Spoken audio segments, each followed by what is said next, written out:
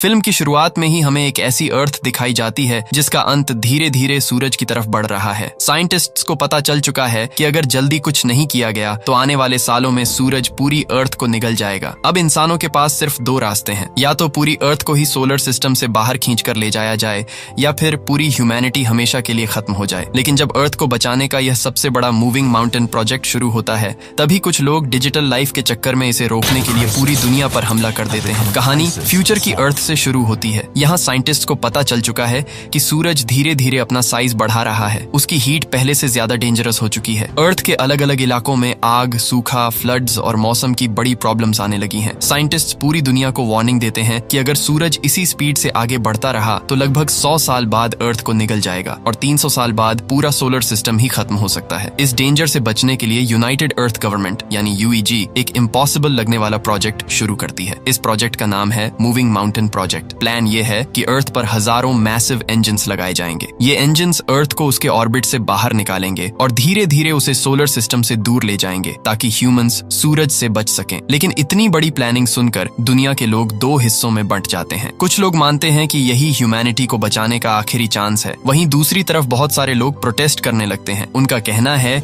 कि जिस डेंजर को आने में अभी कई साल बाकी हैं, उसके लिए आज पूरी अर्थ को रिस्क में डालना पागलपन है। इसी बीच एक दूसरा प्रोजेक्ट भी सामने आता है जिसका नाम है डिजिटल लाइफ प्रोजेक्ट। इस प्रोजेक्ट के सपोर्टर्स का मानना है कि इंसानों को बॉडी में बचाने की जरूरत नहीं है। उनके हिसाब से फ्यूचर कंप्यूटर के अंदर है। वे चाहते हैं कि इंसान अपने ब्रेन की डिजिटल कॉपी बनाकर उसे डेटा की तरह सेव कर सके, मतलब बॉडी मर जाए लेकिन माइंड डिजिटल वर्ल्ड में जिंदा रहे। UEG इस डिजिटल लाइफ प्रोजेक्ट पर बैन लगा देती है क्योंकि रिसोर्सेज कम हैं और सरकार चाहती है कि सारी पावर मूविंग माउंटेन प्रोजेक्ट पर लगे। लेकिन इस बैन के बाद डिजिटल लाइफ प्रोजेक्ट के कुछ एक्सट्रीमिस्ट सपोर्टर्स और ज्यादा खतरनाक हो जाते हैं। वे हैकिंग, अटैक्स और सैबोटाज के जरिए UEG के प्रोजेक्ट को रोकने की कोशिश करने लगते हैं। UEG को समझ आ जाता है कि अगर उन्होंने जल्दी कोई प्रूफ नहीं दिया तो पब्लिक का भरोसा पूरी तरह टूट जाएगा। तभी चाइनीज रिप्रेजेंटेटिव जो जेजी कहता है कि प्रोजेक्ट का पहला बड़ा टेस्ट जल्दी करना होगा। अगर लोग देख लेंगे कि अर्थ और मून को सच में मूव किया जा सकता है तो उन्हें इस प्रोजेक्ट पर भरोसा होने लगेगा। पहले फेज में मून पर लगे इंजन्स की टेस्टिंग करनी होती है। साइंटिस्ट्स का प्लान है कि मून को भी अर्थ से दूर पुश किया जाए, क्योंकि अगर अर्थ को मूव करना है तो मून की ग्रेविटी एक बड़ी प्रॉब्लम बन सकती है। इस मिशन के लिए एस्ट्रोनॉट्स और पायलट्स की टफ ट्रेनिंग शुरू होती है। इसी ट्रेनिंग बेस पर हमें लियू पेकियांग दिखाई देता है। लियू एक टैलेंटेड पायलट है। जब वह बेस पर आता है तो बाहर प्रोटेस्ट चल रहा होता है। लोग सिक्योरिटी तोड़कर अंदर आने की कोशिश कर रहे होते हैं। तभी हान दुओ नाम की एक स्ट्रॉन्ग लड़की एक प्रोटेस्टर को रोकती है और उसे नीचे गिरा देती है। लियू उसे देखकर इम्प्रेस हो जाता है। पहली ही नजर में उसे हान पसंद आने लगती है। इसके बाद सभी ट्रेनीज को स्पेस एलिवेटर में बैठाकर ऊपर भेजा जाता है। यह एलिवेटर अर्थ से सीधे स्पेस स्टेशन तक जाता है। इसकी स्पीड इतनी तेज होती है कि कई ट्रेनीज रास्ते में ही बेहोश हो जाते हैं। लेकिन लियू पूरी जर्नी को ध्यान से देखता रहता है। ऊपर पहुंचकर सभी की ट्रेनिंग और टफ हो जाती है। स्पेस स्टेशन पर ट्रेनीज को वेपन्स चलाना,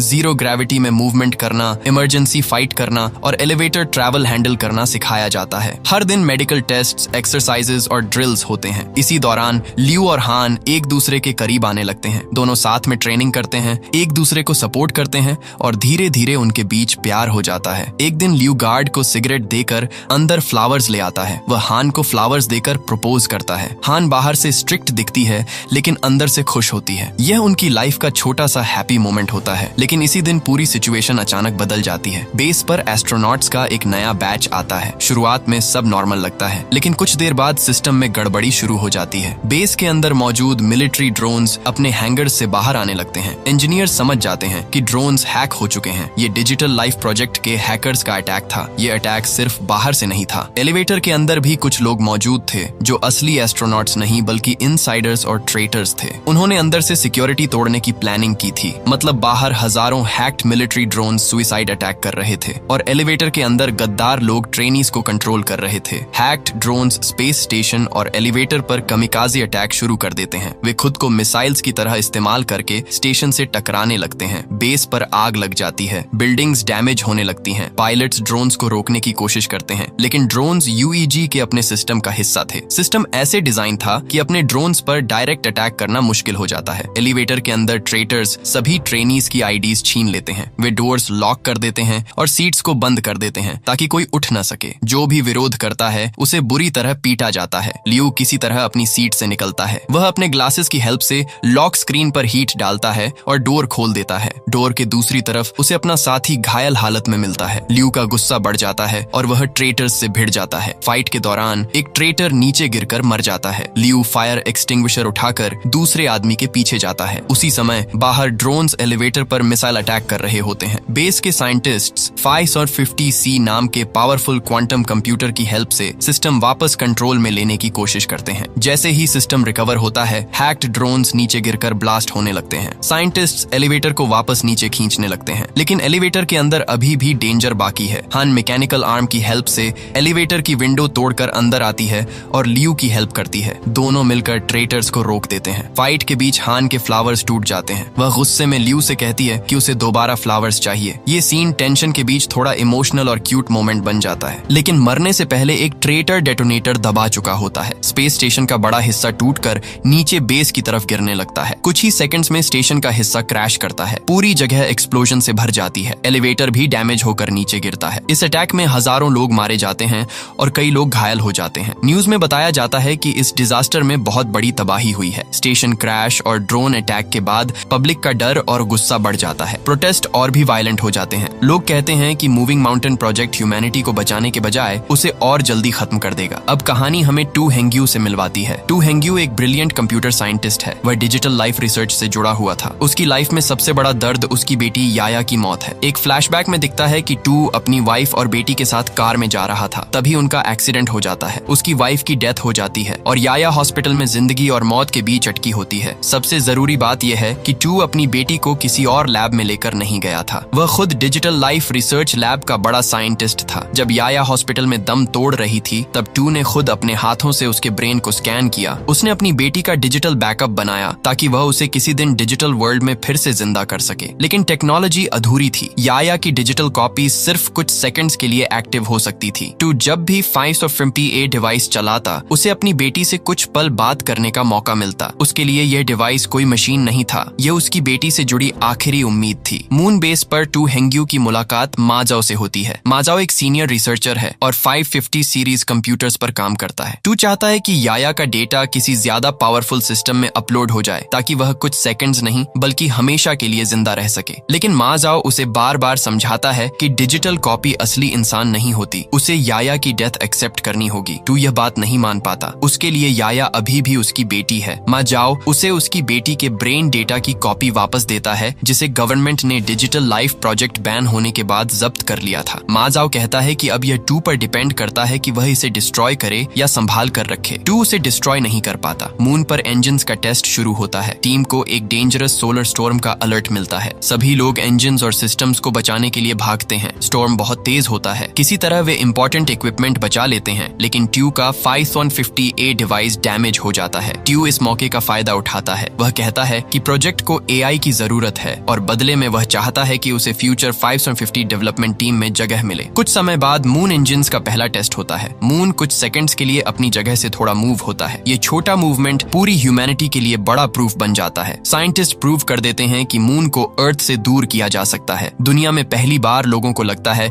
कि मूविंग माउंटेन प्रोजेक्ट सच में काम कर सकता है। फिर अर्थ इंजन्स का टेस्ट होता है। जब इंजन्स एक्टिवेट होते हैं तो कुछ समय के लिए स्क्रीन्स ब्लैक हो जाती हैं। लोगों को लगता है कि टेस्ट फेल हो गया, लेकिन तभी जमीन हल्की सी हिलती है। दूर आसमान में ब्राइट लाइट दिखाई देती है। साइंटिस्ट कंफर्म करते हैं कि अर्थ सच में अपनी जगह से थोड़ा शिफ्ट हुई है। यह न्यूज पूरी दुनिया में उम्मीद जगा देती है। साल गुजरते हैं। UEG मैसिव इंजन्स बनाता रहता है। अंडरग्राउंड सिटीज भी तैयार होने लगती हैं, क्योंकि फ्यूचर में अर्थ की सरफेस पर रहना बहुत डेंजरस होने वाला था। लेकिन हर किसी को अंडरग्राउंड सिटी में जगह नहीं मिल सकती। पासेस लिमिटेड हैं। इसी वजह से लोगों में डर और टेंशन बना रहता है। अर्थ की हालत भी तेजी से बिगड़ रही है। ग्लोबल इंटरनेट बंद हो चुका है। दिन का सिस्टम बदलने लगा है। 24 आवर्स की जगह टाइम साइकिल लंबी हो रही है। रेडिएशन बढ़ रही है। फ्लड्स और एक्सट्रीम वेदर से सिटीज टूट रही हैं। कैंसर जैसी डिजीजेस बढ़ रही हैं। ह्यूमैनिटी बच तो रही है, लेकिन बहुत भारी कीमत देकर। लियू पेकियांग और हान दुओ शादी कर लेते हैं। उनका एक बेटा होता है, लेकिन उनकी लाइफ खुश नहीं है, क्योंकि उनके बेटे को अंडरग्राउंड सिटी का पास नहीं मिला है। इसी बीच हान को कैंसर हो जाता है। लियू अंदर से टूट रहा होता है, लेकिन उसे पता है कि अगर वह मिशन ज्वाइन करता है तो शायद उसके बेटे को अंडरग्राउंड सिटी में जगह मिल सकती है। अब कहानी 2008 में आती है। मेन टाइमलाइन से 28 साल आगे का लीप आ चुका है और स्पेस एलिवेटर अटैक को भी कई साल साल बीत चुके हैं। ल्यू अब एक सीनियर पायलट बन चुका है। वह स्पेस मिशन के इंटरव्यू के लिए पहुंचता है। ये इंटरव्यू कोई इंसान नहीं लेता। ल्यू एक वन वे मिरर के सामने बैठता है। मिरर के ऊपर एक गोल उड़ती हुई आंख जैसा कैमरा लगा होता है। यही पाइंट्स ऑफ 50W है,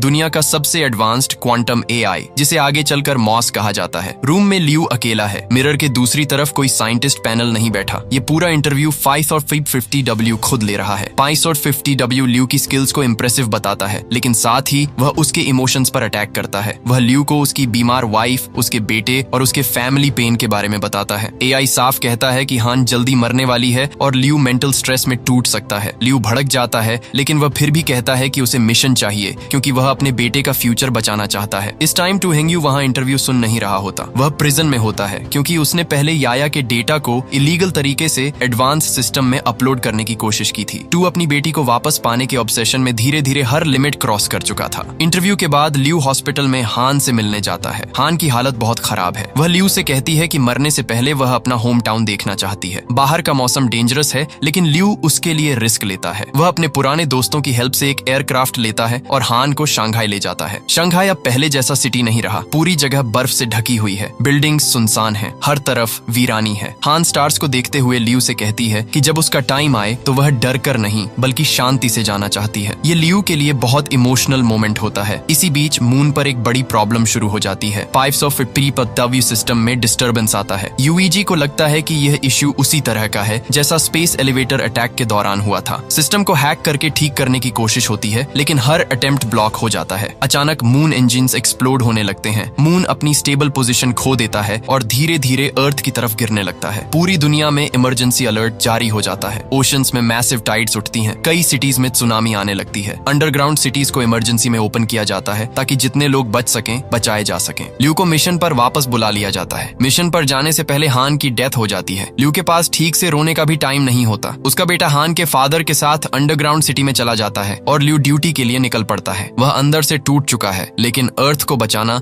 अब सबसे जरूरी है। UEG के सामने अब एक ही प्लान बचता है। मून को अर्थ से टकराने से पहले डिस्ट्रॉय करना होगा। इसके लिए दुनिया के सभी न्यूक्लियर वेपन्स मून पर भेजे जाते हैं। प्लान यह है कि न्यूक्लियर वेपन्स को मून की सरफेस पर सेट करके एक साथ ब्लास्ट किया जाए ताकि मून टूट जाए और अर्थ से टकराने का डेंजर कम हो जाए। साथ ही अर्थ के इंजन्स को भी स्टार्ट करना जरूरी है ताकि मून के डिब्री से बचने के लिए अर्थ अपनी पोजीशन बदल सके। लेकिन इंजन्स को एक्टिवेट करने के लिए ग्लोबल इंटरनेट वापस चाहिए। प्रॉब्लम यह है कि इंटरनेट के 3 major root nodes Beijing, Tokyo और डैलस तीनों के तीनों पानी के अंदर डूब चुके हैं। 3 अलग टीम्स इन रूट नोड्स को रिस्टोर करने निकलती हैं। टू हेंग्यू को प्रिजन से बाहर लाया जाता है क्योंकि बेजिंग रूट नोड को रिस्टोर करने के लिए उसकी एक्सपर्टीज जरूरी है। पहले वह हेल्प करने से मना करता है, लेकिन जब उसे याया की डिस्क दिखाई जाती है तो वह मिशन एक्सेप्ट कर लेता है। टू और मा जाओ बेजिंग रूट नोड तक पहुंचते हैं। पूरा सर्वर एरिया पानी में डूबा हुआ है। टीम डाइविंग सूट्स पहनकर अंदर जाती है। दूसरी तरफ टोक्यो और डैलस टीम्स भी अपने अंडर वाटर सर्वर्स पर काम कर रही होती हैं। टाइम बहुत कम है। अगर रूट नोड्स ऑनलाइन नहीं हुए तो अर्थ इंजन्स स्टार्ट नहीं होंगे। स्पेस में ल्यू और बाकी पायलट्स न्यूक्लियर वेपन्स लेकर मून की तरफ जाते हैं, लेकिन मून के आसपास डिब्री और रॉक्स बहुत तेजी से घूम रहे होते हैं। कई शटल्स क्रैश हो जाते हैं। काफी वेपन्स डिस्ट्रॉय हो जाते हैं। ल्यू की शटल भी डैमेज होती है और उसे मजबूरन मून की सरफेस पर उतरना पड़ता है। मून पर वेपन सेट करने के बाद एक और बड़ी प्रॉब्लम सामने आती है। न्यूक्लियर मिसाइल्स के डिजिटल डिक्रिप्शन कोड्स काम नहीं कर रहे। मतलब वेपन्स को रिमोट से ब्लास्ट नहीं किया जा सकता। अब उन्हें मैन्युअली डेटोनेट करना पड़ेगा। ये सुनकर दुनिया भर के 300 से ज्यादा सीनियर एस्ट्रोनॉट्स आगे आते हैं। इनमें ज्यादातर 50 साल से ऊपर के बुजुर्ग एस्ट्रोनॉट्स होते हैं। वे कहते हैं कि यंग जनरेशन को फ्यूचर बनाना है, इसलिए यह काम ओल्ड जनरेशन करेगी। वे मून की सरफेस पर मिसाइल्स के पास खड़े होंगे और अपने स्पेस सूट्स के अंदर से मैनुअल बटन दबाकर खुद को वेपन्स के साथ उड़ा देंगे। ल्यू भी मून पर मौजूद होता है, लेकिन उसका मेंटोर जांग पेंग उसे बचाना चाहता है। जांग पेंग जानता है कि ल्यू का बेटा अभी छोटा है और उसे अपने फादर की जरूरत है। वह ल्यू को जबरदस्ती एक सेफ कैप्सूल में बंद कर देता है। ल्यू बाहर निकलने की कोशिश करता है, लेकिन जांग पेंग उसे अर्थ की तरफ वापस भेज देता है। ल्यू अपने गुरु और बाकी एस्ट्रोनॉट्स को गुड बाय तक नहीं कह पाता। मून की सरफेस पर सीनियर एस्ट्रोनॉट्स अपने अपने न्यूक्लियर वेपन्स के पास खड़े हो जाते हैं। सभी जानते हैं कि वे वापस नहीं आएंगे। काउंटडाउन शुरू होती है। एक एक करके वे अपने मैनुअल बटन्स प्रेस करते हैं। एक्सप्लोजन्स शुरू हो जाते हैं। मून टूटने लगता है। यह पूरी मूवी का सबसे इमोशनल और पावरफुल मोमेंट है, क्योंकि इन लोगों ने ह्यूमैनिटी के फ्यूचर के लिए अपनी जान दे दी। अर्थ पर बेजिंग रूट नोड में टू और मा जाओ इंटरनेट रिस्टोर करने की कोशिश कर रहे होते हैं, लेकिन मून का डिब्री वापस अर्थ पर गिरना शुरू हो चुका है। बिल्डिंग हिलती है, हेवी इक्विपमेंट मा जाओ पर गिरता है और वह बुरी तरह फंस जाता है। रूम में पानी तेजी से भरने लगता है। मा जाओ टू को पासवर्ड की देता है और उसे काम पूरा करने के लिए कहता है। टू पासवर्ड टाइप करने की कोशिश करता है, लेकिन पानी इतना ज्यादा भर जाता है कि वह समय पर ऑफलाइन एक्टिवेशन कंप्लीट नहीं कर पाता। उसकी सांसें थमने लगती हैं। फिजिकल दुनिया में वह बेजिंग सर्वर एक्टिवेट किए बिना ही मरने वाला होता है। मरने से करीब 2 मिनट पहले ट्यू एक फाइनल स्टेप लेता है। वह अपने ब्रेन डेटा को सिस्टम में अपलोड कर देता है। उसकी बॉडी पानी में डूब जाती है। फिजिकल वर्ल्ड में टू हेंग्यू मर जाता है, लेकिन उसी समय उसका डिजिटल माइंड सिस्टम के अंदर जागता है। डिजिटल वर्ल्ड में ट्यू अपनी बेटी याया से मिलता है। इतने सालों बाद वह उसे पूरी तरह देख पाता है, लेकिन इमोशनल होने का टाइम नहीं है। काउंटडाउन आखिरी सेकंड्स पर है। ट्यू और याया मिलकर डिजिटल स्पेस के अंदर पासवर्ड टाइप करते हैं। ठीक 00.0 पर वे बेजिंग रूट नोड को एक्टिवेट कर देते हैं। उसी मोमेंट टोक्यो और डैलस सर्वर्स भी ऑनलाइन हो जाते हैं। ग्लोबल इंटरनेट वापस आ जाता है। यूईजी तुरंत अर्थ इंजन्स एक्टिवेट करती है। दुनिया भर के मैसिव इंजन्स में फायर जल उठती है। जमीन कांपने लगती है। अर्थ धीरे धीरे अपनी पोजीशन बदलने लगती है। मून ब्लास्ट हो चुका है, लेकिन उसका डिब्री अर्थ की तरफ आ रहा है। कुछ सेकंड्स के लिए लगता है कि सब खत्म हो जाएगा, लेकिन लास्ट मोमेंट पर अर्थ इंजन्स पूरी पावर से पुश करते हैं। अर्थ अपनी जगह से मूव होती है और मून के बड़े मलबे से टकराने से बच जाती है। पूरी दुनिया में जो लोग बचे होते हैं वे रिलीफ और खुशी से रोने लगते हैं। अंडरग्राउंड सिटीज में लोग सेलिब्रेट करते हैं। इतने लॉस, इतने पेन और इतने सैक्रिफाइसेस के बाद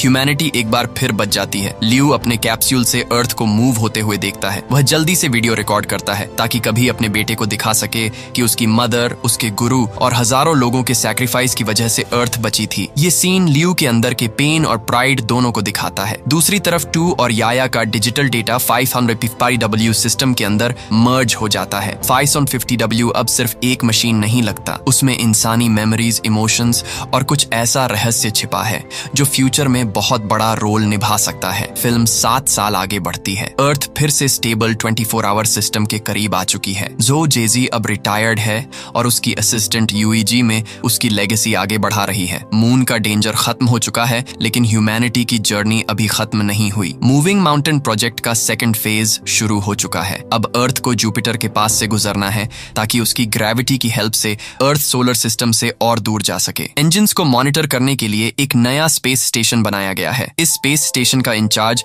लियू पेकियांग है। लियू अब सिर्फ एक पायलट नहीं, बल्कि उस मिशन का हिस्सा है जो पूरी ह्यूमैनिटी को नए फ्यूचर की तरफ ले जा रहा है। अर्थ अभी भी अपने लंबे सफर पर है। डेंजर अभी भी बाकी है, लेकिन इंसानों ने प्रूव कर दिया है कि जब सब कुछ खत्म होता दिखे तब भी उम्मीद खत्म नहीं होती। और इसी होप के साथ ये मूवी यहीं खत्म हो जाती है।